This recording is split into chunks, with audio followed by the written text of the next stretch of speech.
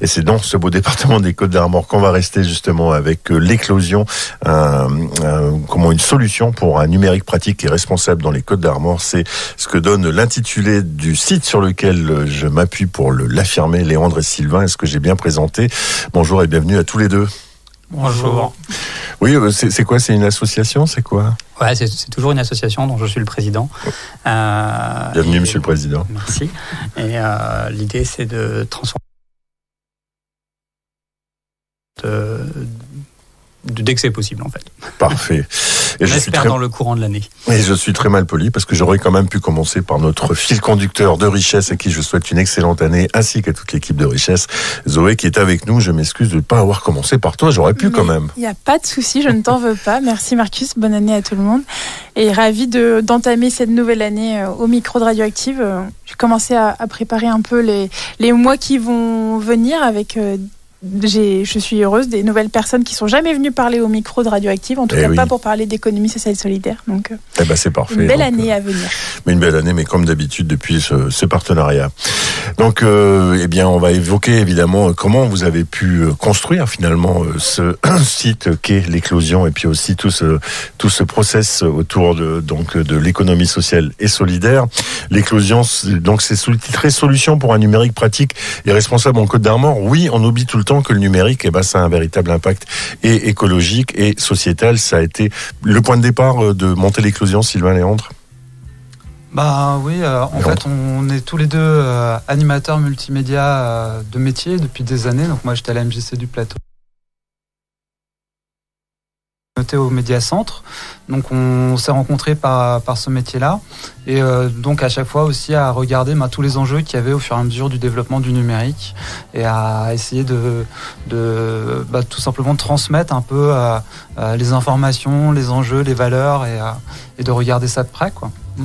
Effectivement, et je le disais, c'est vrai qu'il y a un impact, et les citoyens, on est tous aujourd'hui quand même très très très très à utiliser tout simplement le numérique chaque jour. Il suffit d'avoir un téléphone, un smartphone dans sa poche, et voilà, tout simplement. Sauf qu'on n'a pas forcément conscience de cet impact et écologique et sociétal. Alors évidemment, on va évoquer avec Zoé l'accompagnement qui a été le vôtre, notamment puisque vous avez bénéficié de l'incubateur, vous avez été dans le TAC 22, mais quand même, c'est ça peut-être le point de départ, je me répète un peu, c'est cette prise de conscience que vous avez envie de mettre en avant, Sylvain, Léandre? Ouais, donc comme Léandre le disait, on est tous les deux médiateurs numériques. C'est un terme assez nouveau, on disait animateur multimédia à l'époque.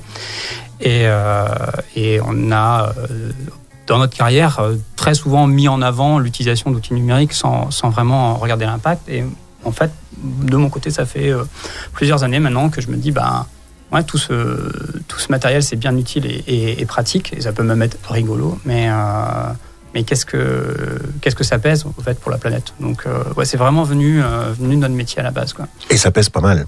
Et ça pèse très lourd. Enfin, ça pèse de plus en plus lourd. Effectivement, parce qu'on est évidemment de plus en plus nombreux dans le monde entier à évidemment nous servir de tous ces outils numériques qui, comme tu le dis, peuvent être absolument terribles dans le bon sens du terme, mais aussi dans le mauvais.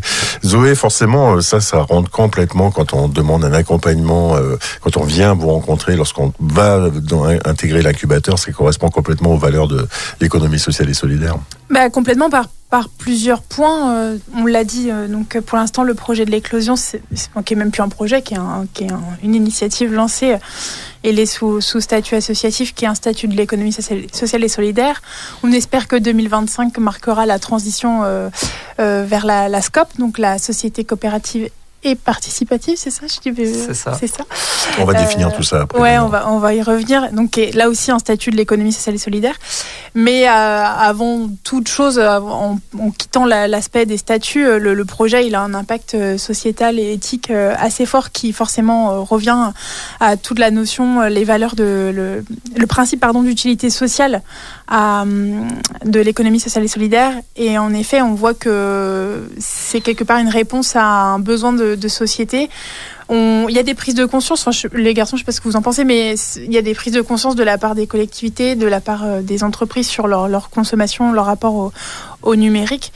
de la part des collectivités, je trouve, parce que elles ont de plus en plus de demandes de la part dans les subventions publiques, par exemple, à ce que il y ait une partie d'éco-responsabilité dans les pratiques. Oui, puis même au niveau, pardonne-moi Zoé, mais au niveau même de l'économie non sociale et solidaire, où on met quand même beaucoup en avant dans les entreprises ce qu'on appelle la RSE, la responsabilité sociétale et environnementale. Ça fait complètement partie aujourd'hui même, je dirais, de la carte de visite d'une entreprise quelle qu'elle soit.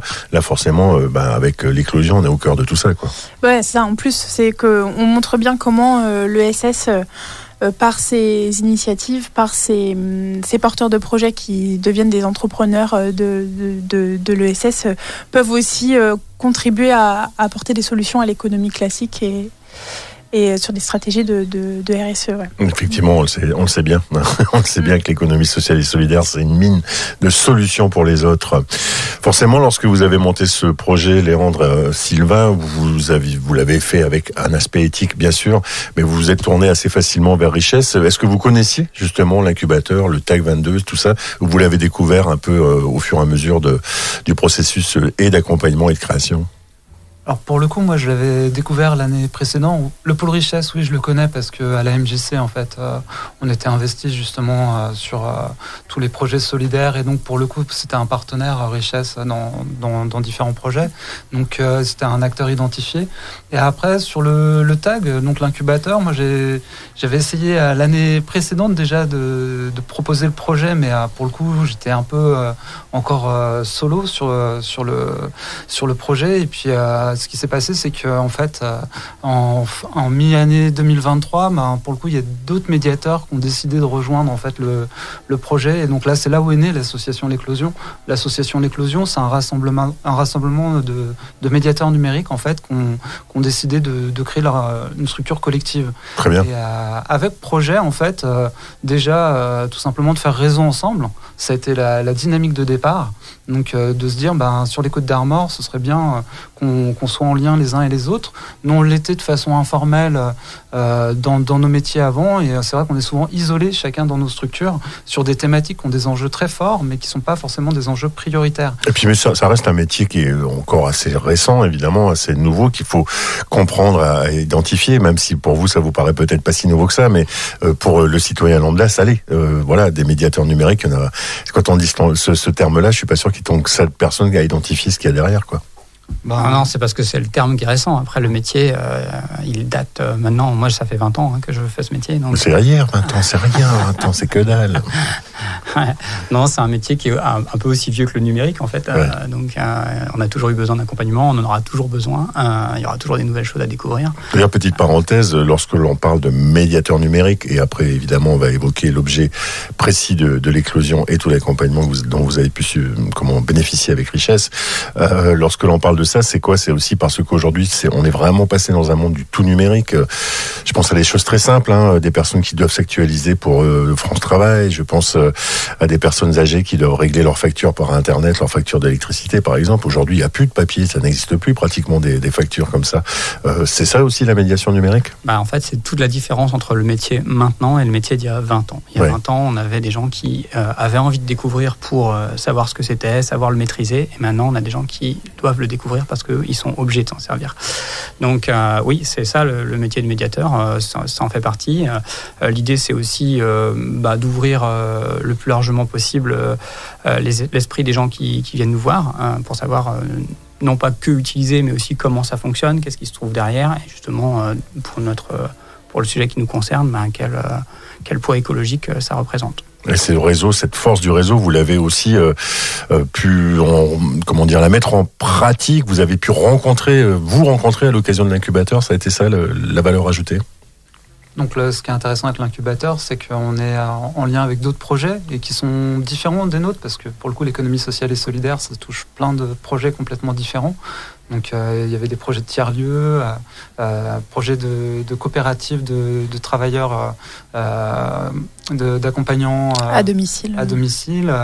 Donc c'est très riche parce qu'en final de projets différents, le cœur qui est la construction de projets, de partir des valeurs, de construire un projet, de réseauter. Au final, il y a plein de choses qui se recroisent. Et donc on a pu en effet dans l'interaction construire ensemble plein de choses, quoi. C'était vraiment intéressant dans ce sens-là. Ouais. Donc là, Zoé, on est vraiment dans ce qu'on évoque très régulièrement ici lorsque l'on évoque l'incubateur, cette dynamique de groupe, cet échange de savoir, ces rencontres qui sont vraiment j'ai envie de dire non seulement la valeur ajoutée, mais l'essence même de richesse et de ce que vous proposez aux potentiels entrepreneurs et créateurs d'entreprises. Oui, tout à fait. L'incubateur, il est là pour ça. Et l'exemple de l'éclosion, il illustre très bien c'est les bienfaits qu'on peut avoir en passant par l'incubateur. Pour rappel, l'incubateur, c'est 9 mois d'accompagnement de projets de septembre à juin, et c'est des accompagnements collectifs, donc avec d'autres porteurs de projets, comme le disait Léandre, mais aussi de l'accompagnement individuel. Et forcément, le témoignage de l'éclosion est super enrichissant, et on se dit qu'on est content que l'incubateur perdure chaque année. Là, il y a une nouvelle promo qui est en cours depuis septembre. La promo de l'éclosion, c'était la promo sur 2023-2024, il me semble. Et en fait, eux se rendent pas forcément compte, Léandre et Sylvain, mais ils sont déjà en ordre de marche avec quelque chose qui est très structuré, un modèle éco qui est pensé, qui va tourner, qui tourne déjà. Nous, on est super contents que sur ce calendrier-là ait pu tenir en fait pour ce projet qui est. Oui, parce que ça a été finalement assez. Vous avez pris le temps, mais en même temps, vous avez pas redoublé. C'est ce que je veux dire, quoi. Non. Même si on a beaucoup d'affection pour tous ceux qui redoublent. Voilà. Vous disiez justement que l'incubateur vous avait permis de ralentir un peu, de prendre du recul pour pas aller peut-être sur des choses que vous aviez pas pensé. Ouais, un peu naïvement, quand on a construit le projet, on s'était mis des deadlines très très très courtes avec des objectifs. C'est très numérique tout ça. À fond, ouais, c'est ça, un peu dans l'idée. Après, il y avait d'autres choses qui ont fait qu'on avait des dates à respecter sur d'autres enjeux. Au final, on n'a pas vers quoi on s'est pas orienté. C'est important, mine de rien. Je fais une petite parenthèse. Tu dis on s'est pas orienté, on avait un projet, on s'est pas orienté parce que finalement le temps passant, et puis peut-être aussi en étant dans ce process qu'est l'incubateur, peut-être qu'on a changé. Et ça aussi c'est important dans l'ESS, ça fait vraiment partie de l'essence même de l'économie sociale et solidaire, c'est de dire on a le droit de se tromper, on a le droit de changer en tout cas son projet de départ, quoi. Oui, c'est important il est là pour ça, l'incubateur, de pouvoir se repositionner, se poser des bonnes questions et prendre le temps pendant ces 9 mois-là de le faire de manière collective et individuelle, pour au final se lancer à l'issue de l'idéateur dans les meilleures conditions possibles, en tout cas dans les conditions espérées, quoi. C'est ça. Alors quand même, on revient sur l'éclosion.fr puisque c'est le site que j'ai sous les yeux. Donc moi j'aime bien quand même parce que vous avez fait comme une belle fleur comme ça. C'est entre la fleur et la ruche d'ailleurs pour présenter vos activités, Sylvain Léandre. Nos valeurs, l'émancipation, la coopération, l'authenticité. Si là on n'est pas dans le SS, je sais pas on est dans quoi.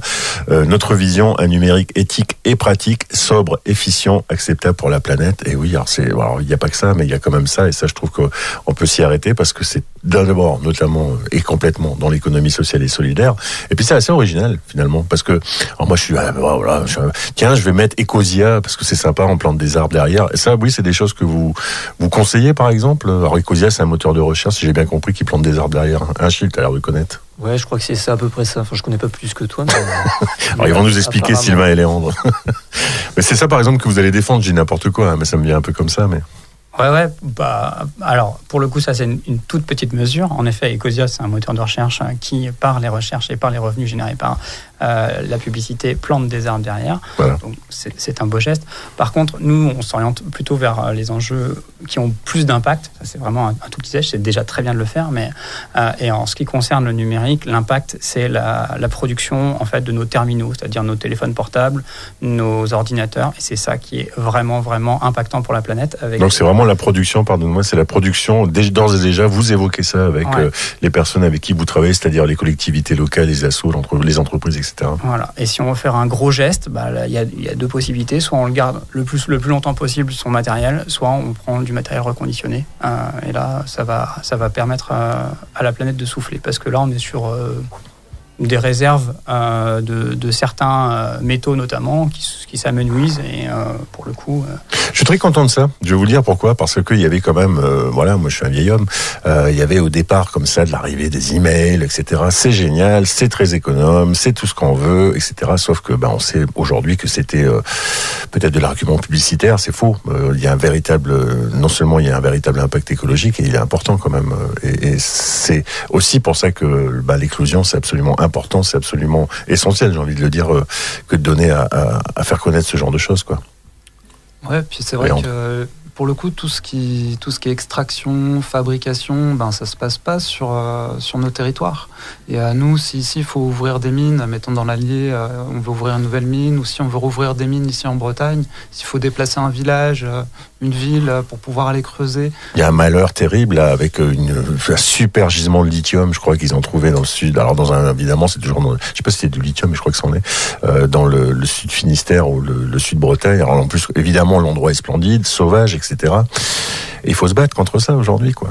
En fait, c'est là où c'est des paradoxes, c'est-à-dire que quelque part pour défendre l'environnement, pour défendre aussi l'espace sur lequel on est, on refuserait en fait de le faire ici. Mais concrètement, tout ce qu'on a dans les mains, ça vient d'endroits qui sont mis à mal.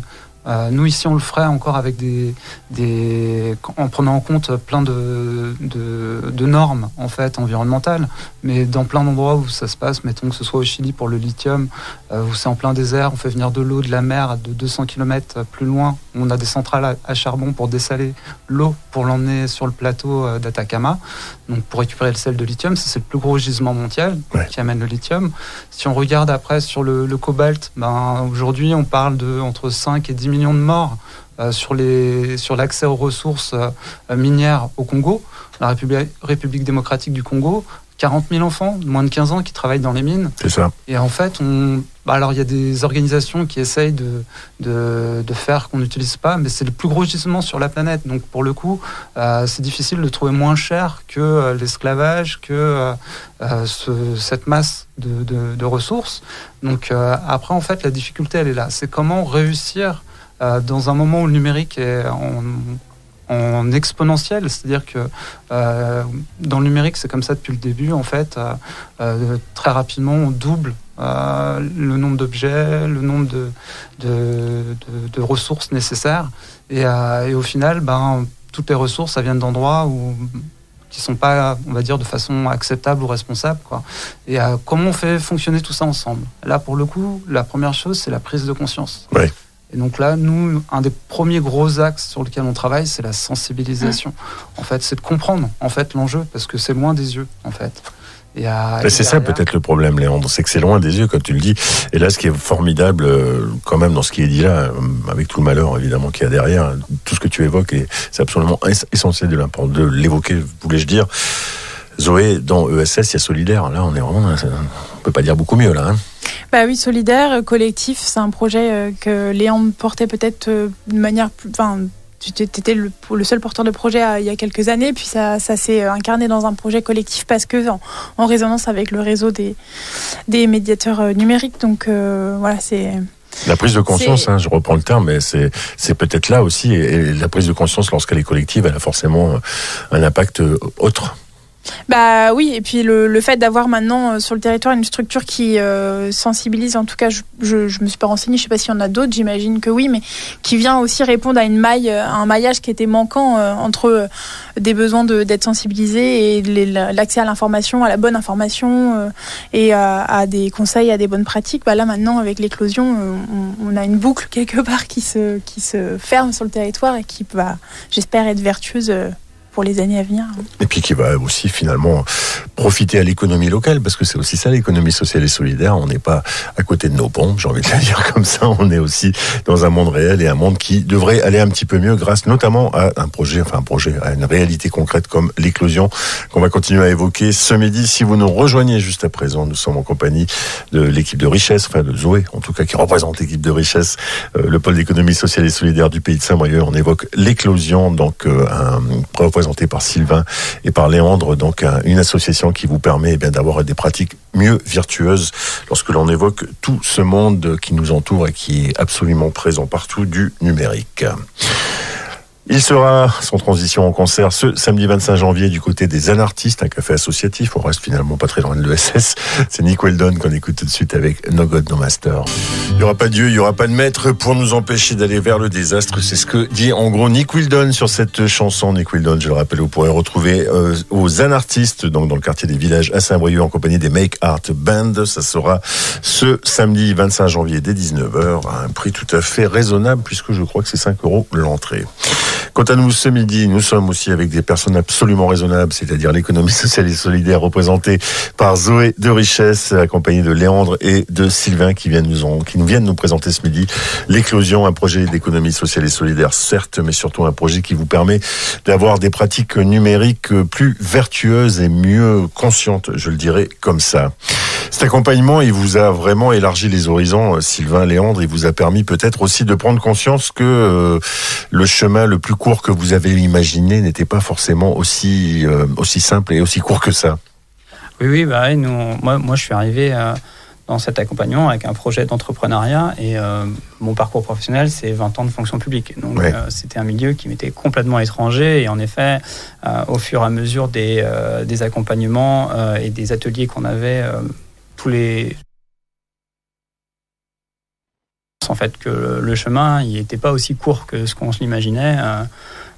Suite à un atelier, Léandre m'a dit on était là, on imaginait que le sommet on le voyait et on n'en était pas loin, et en fait ce qu'on n'avait pas vu c'est qu'entre nous et le sommet il y avait une grosse vallée à descendre et puis une montagne à remonter derrière, quoi. Voilà, mais bon, ça va. Vous n'êtes pas trop loin du sommet, là. Non, je sais pas, mais on avance en tout cas.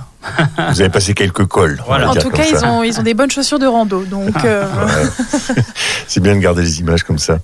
Vous avez été donc effectivement, vous avez bénéficié des conseils de l'incubateur du TAG 22 aussi. Un petit mot sur le TAG 22, quand même. Rappelez ce que c'est, Zoé.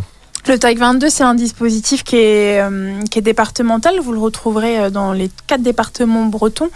À l'échelle des Côtes d'Armor, c'est Richesse qui héberge le TAG. Donc, c'est un peu schizophrénique, mais en fait, le TAG 22, c'est Richesse. C'est ça. Globalement, la différence, c'est que c'est un moyen d'accompagner les porteurs de projets en entrepreneuriat dans l'économie sociale et solidaire, et qu'on le fait bien entendu pas tout seul. On le fait entouré des autres pôles d'économie sociale et solidaire du département, qui accompagnent aussi des porteurs de projets dans des rendez-vous individuels. Et on le fait entouré d'experts qui, tout au long des ateliers collectifs qu'évoquaient Sylvain et Léandre, viennent sur différents sujets, que ce soit le modèle économique, la gouvernance ou autre, apporter leur éclairage et permettre au projet d'évoluer. Bien sûr. Il faut être quand même prêt aussi à pas remuer ses certitudes, pas les casser, mais les remuer en tout cas quand on intègre l'incubateur. C'est ce que tu disais tout à l'heure, Sylvain. C'est important aussi quand même d'avoir cette souplesse, cette agilité d'esprit, j'ai envie de le dire, cette élasticité, j'ai presque envie de le dire comme ça, parce que si on reste avec des choses qu'on a l'impression qu'on ne peut pas bouger, c'est un peu compliqué. C'est ce que vous avez fait. Donc il faut aussi avoir cette humilité-là. Mais là, l'accompagnement, il sert à ça. Là, pour le coup, l'accompagnement, c'est être accompagné. Je dis de la palissade, mais c'est vraiment ça, quoi. Vaut mieux être souple, sinon c'est encore plus dur. Voilà, c'est ça. Non, mais c'est comme ça en fait que les choses se construisent. Et c'est vrai que si on n'était pas passé par le TAG, en fait, on aurait avancé pas à pas. Et tout ce que là on a pu voir de façon construite, en fait, on l'aurait subi. En fait, et ça aurait été beaucoup plus dur d'arriver là où on est. Et pour le coup, c'est vraiment, en fait, il y a une remise en question du projet au fur et à mesure, mais de façon accompagnée, éclairée, et donc c'est beaucoup plus productif et intéressant et efficace que de parcourir tout seul ce trajet-là et au final à chaque fois de devoir revoir mais sans accompagnement. Et enfin voilà, c'est dans ce sens-là où clairement c'était un plus d'être dans le parcours-là. Aujourd'hui, l'éclosion, au-delà d'être un site sur le web, est-ce que c'est un lieu physique? Est-ce que vous avez un endroit, un siège où vraiment c'est le web pour vous contacter? Et qui peut s'adresser justement à vos services? Alors, au niveau de qui peut s'adresser à nos services, à peu près tout le monde en fait. On cible les associations, les entreprises, les collectivités. Sur des services d'accompagnement. On a aussi des offres d'animation pour le public scolaire. Très bien. Donc ça veut dire, là encore, aller vers un aspect un peu plus vertueux lorsque l'on navigue sur le web, par exemple. Ouais, et puis surtout faire prendre conscience aux jeunes générations, parce qu'elles sont très très utilisatrices, mais oui, elles sont nées avec. Elles n'ont pas forcément encore regardé ce qu'il y avait derrière, donc leur montrer aussi c'est l'envers du décor. Bien sûr. Qu'elles fassent leur choix de manière éclairée.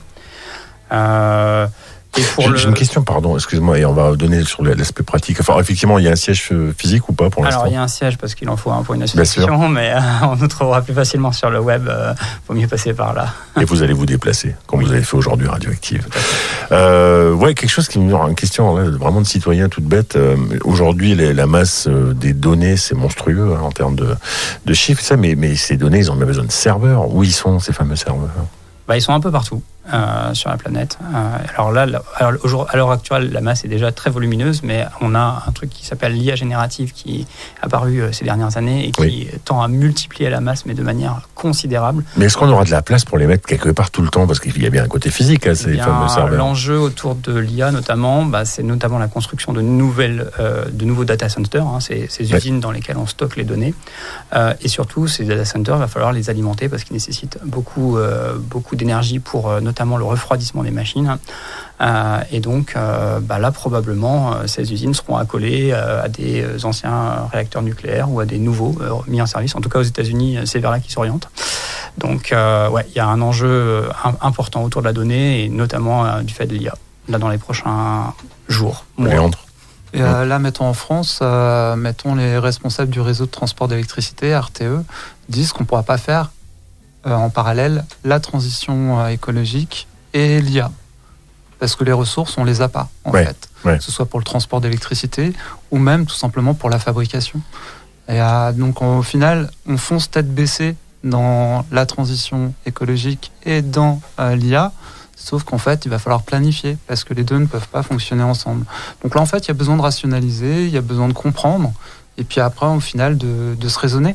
Et en se raisonnant, au final, tout c'est possible d'avancer de façon intelligente et de réussir à relever ces enjeux-là. À l'éclosion, vous devez passer votre temps à chercher des solutions alternatives, du coup?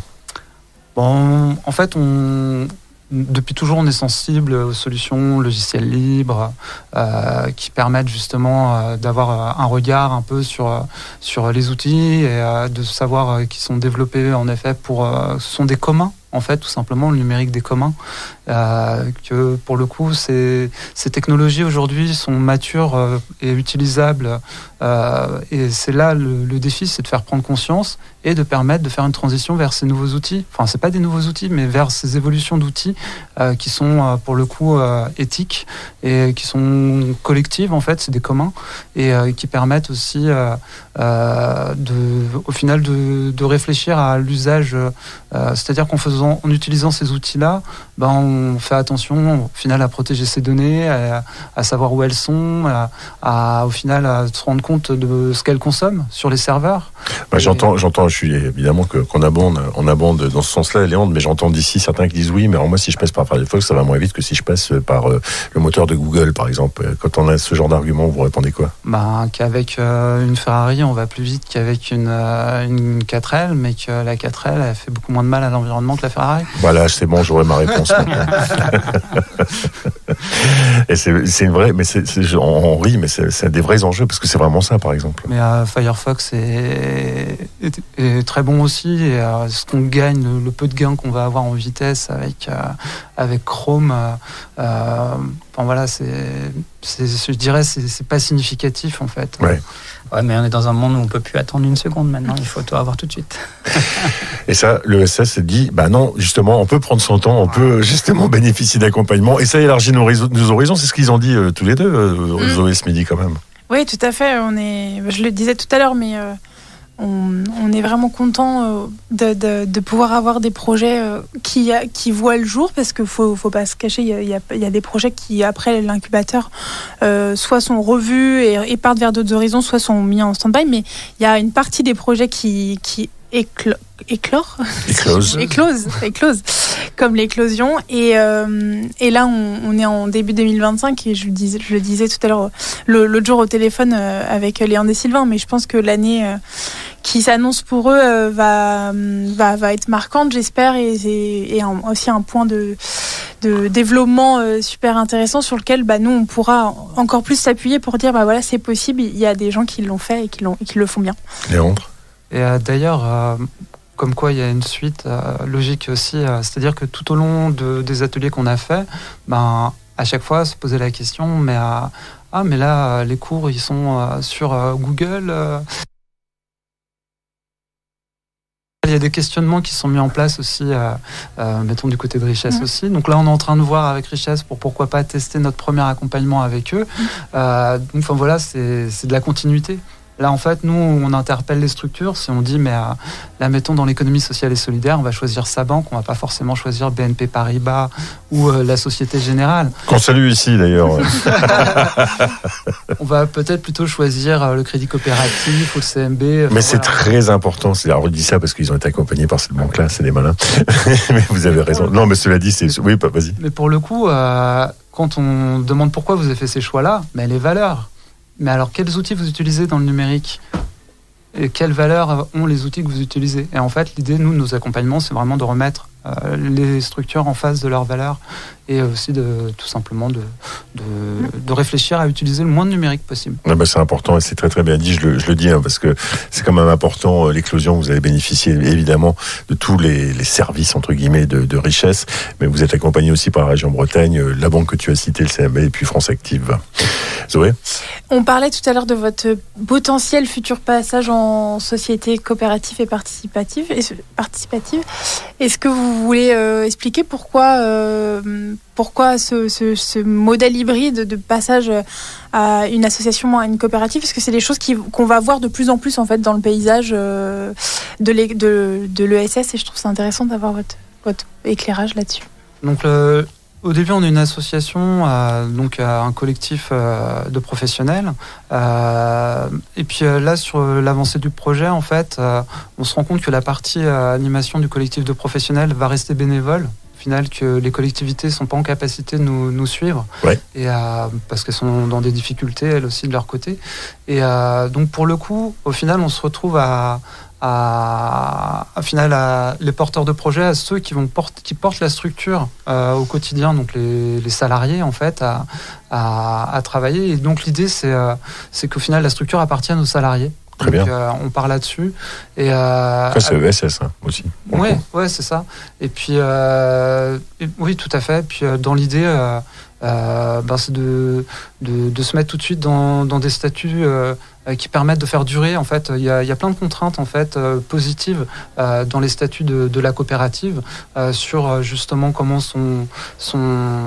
est organisé en fait si jamais il y a du gain qui est fait dans la structure, comment est redistribuer le gain. Il y a des obligations en fait. On est une structure à but non lucratif. Bien ça sûr. reste une structure à but non lucratif. Ouais.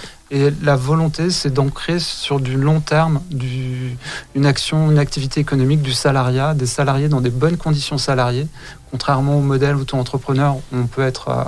c'est moins évident, quoi. Ouais, où c'est moins évident, en fait, sur ce qu'on va pouvoir participer, en fait, au modèle social, quoi. Donc, voilà, tout ça, c'est des choses qu'on a découvert pendant l'accompagnement et qui nous ont fait maturer les choix. Alors, au début, on souhaitait intégrer les collectivités, donc il y a le modèle des SIC, les sociétés coopératives d'intérêt collectif, mais vu que pour l'heure, les collectivités ne sont pas en capacité d'entrer, de soutenir le projet, on a décidé de commencer sur le format scope, en fait. C'est-à-dire que la structure nous appartient à nous, les salariés acteurs. Et puis après, on verra, ça peut évoluer. Un statut, ça peut évoluer. C'est fait pour évoluer. En tout cas, être réfléchi et de se dire, pour l'instant, on part là-dessus. Pourquoi pas, ce sera différent après. Et donc, vous l'avez découvert, cette scope. En tout cas, vous avez été beaucoup mieux informé en intégrant évidemment cet incubateur dont on évoque aussi aujourd'hui la présence pour évidemment l'éclosion que vous représentez aujourd'hui. Comment on fait ? Question avant qu'on se quitte, parce que c'est important. Comment on fait pour faire appel à vos services ? Comment on fait pour vous joindre, Sylvain Léandre ? Essentiellement sur notre site internet. En fait, vous avez tous les contacts. Donc via Firefox. Ouais. Idéalement, mais après, on n'est pas sectaire. Vous pouvez venir aussi via un autre navigateur. Oui, quoi dire. L'éclosion numérique à chercher dans le moteur de recherche pour tomber sur le site. L-éclosion.fr. Parce que l'éclosion tout court, on tombe sur un fleuriste à Plaintel, ce qui est normal. C'est pas très loin, c'est les Côtes d'Armor. Ouais, tout à fait. Vous tapez l'éclosion, solution pour les numériques pour les Côtes d'Armor, vous allez tomber sur l'éclosion.fr. Alors c'est le tiré du 6, c'est bien ça. Éclosion.fr si vous avez un clavier lambda, L-éclosion.fr, et puis vous avez tous les renseignements. N'hésitez vraiment pas, comme vous êtes invité à revenir nous évoquer justement la suite de cette aventure, parce qu'on aime bien aussi sur Radioactive savoir ce que deviennent nos invités, et notamment vous, Sylvain et Léandre. Bravo en tout cas, parce que je pense que c'est de l'utilité sociale aussi que vous représentez ce midi, et très honnêtement. Et bravo aussi pour cet accompagnement que vous avez pu donner à Richesse. Et Richesse, c'est toujours des rendez-vous, n'est-ce pas, Zoé ? Des rendez-vous donc, qui concernent toujours l'accompagnement des porteurs de projets, comme ont bénéficié Léandre et Sylvain via l'éclosion. Il y a plusieurs infos à connaître. Il y a l'idéateur, alors qui est un autre format d'accompagnement qui n'est pas l'incubateur, qui là est plutôt un accompagnement plus court qui va démarrer en mars et qui se terminera en avril. C'est vraiment pour les personnes qui portent une idée, une idée qui n'est pas forcément collective, un projet qui est peut-être individuel ou pas d'ailleurs, mais qui veulent que cette idée-là se transforme, enfin en tout cas vérifier que cette idée peut se transformer en projet entrepreneurial. Donc ça se traduit par 4 ateliers collectifs et 3 journées thématiques autour de thématiques comme les tiers-lieux, le réemploi ou l'habitat partagé, l'habitat inclusif. Donc à savoir que c'est de mars à avril, et il faut consacrer une journée par semaine à cet accompagnement-là. Les candidatures, elles se terminent le 14 février. Il faut se dépêcher. Voilà, s'il y a des intéressés, ne pas hésiter à contacter ma collègue Catherine à catherine@richesse.fr, ou alors à se rendre sur notre site internet avec toutes les informations dessus. Et puis pour revenir sur l'incubateur, parce que c'est des promos du coup qui démarrent chaque année. Il y en a une qui est en cours. Alors, juste sur l'incubateur qui est en cours, il y a 6 projets. Et Léandre le disait, c'est des projets qui sont dans des domaines vraiment différents. Et là, c'est le cas toujours, puisqu'il y a un projet autour de l'habitat participatif senior, un projet de tiers-lieu culturel, un projet de tiers-lieu sur la résilience alimentaire. Très bien. Un autre sur l'accompagnement du mode paysan, et un autre sur le développement de l'esprit critique chez les jeunes. Tout ça pour dire qu'on a des beaux porteurs de projets à inviter à ce micro-là dans les mois à venir. Bien sûr. Et pour ceux qui voudraient intégrer l'incubateur, il démarrera en septembre 2025 et les candidatures, elles, auront lieu d'avril à juin. Donc pareil, les informations vont sortir courant mars dans sur notre communication et sur notre site notamment. Voilà. Merci beaucoup Zoé, et merci Léandre, merci Sylvain d'être venu nous présenter l'éclosion.fr ce midi, et puis évidemment qu'on continuera à évoquer ça. Évidemment, la porte vous est aussi grande ouverte pour la suite de vos aventures qui sont, je dirais et je me répète, complètement citoyennes et complètement au cœur de ce qui est défendu ici même.